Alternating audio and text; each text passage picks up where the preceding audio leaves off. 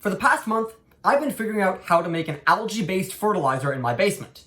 So this week, I'm going to figure out how to test if it actually works. Hey, I'm Leon, and I'm once again experimenting with microalgae.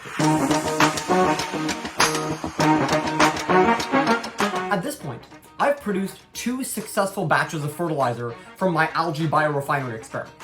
For some context, I'm building a biorefinery in my basement, a system that uses a biological organism, like algae, to convert raw nutrients like carbon dioxide, nitrogen, and phosphorus into a useful product, in this case fertilizer.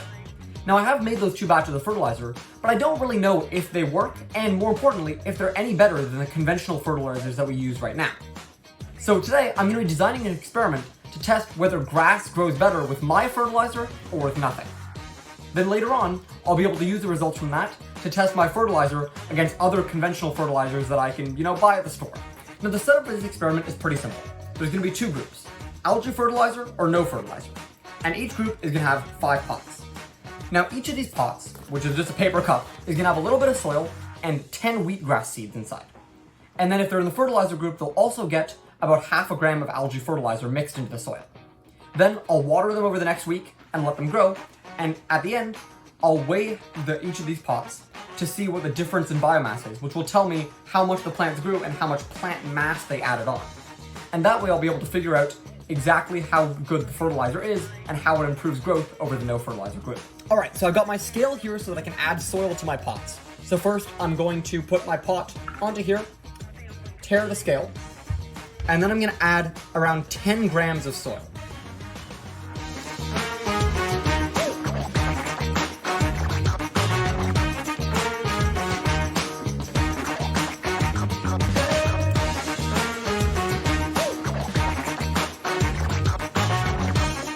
So there we go, 10 grams of soil.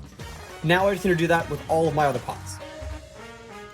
Alright, so all the pots have been filled with exactly 10 grams of soil each. And now all of the ones on this side are also going to get 0.5 grams of my algae fertilizer. And now all these have fertilizer in them. I actually ended up adding only 0.25 grams of fertilizer per cup. Just when I saw how much fertilizer I was adding, I thought that would be the right amount. Now all I need to do is mix the fertilizer into the soil, and it'll be all set to plant some seeds.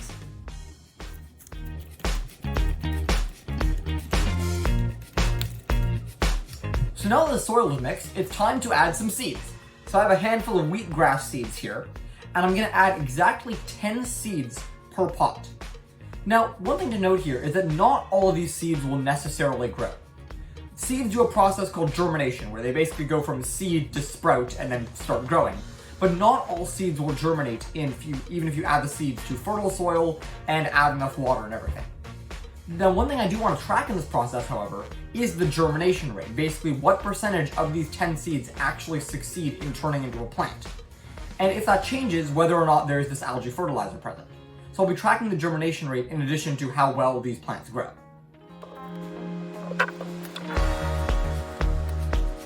Okay, so I've added seeds to all the pots, I've mixed them in so they're nice and deep in the soil, and now it's just a matter of letting them grow and seeing what happens. I'm going to be adding exactly 20 milliliters of water every day to each of these pots and controlling that variable as well. And before these start growing, I'm also going to weigh them all on my scale to record their initial mass, and then later I'll record their final mass to figure out how much plant biomass was generated in that process. But overall, it's now just a waiting game, and I'll have results for you in probably a couple weeks. So if you want to see how algae fertilizers perform, well, make sure to stay tuned. And if you want to see me grow more algae to produce more fertilizer, make sure to subscribe on YouTube, follow on LinkedIn, and as always, I'll see you in the next one.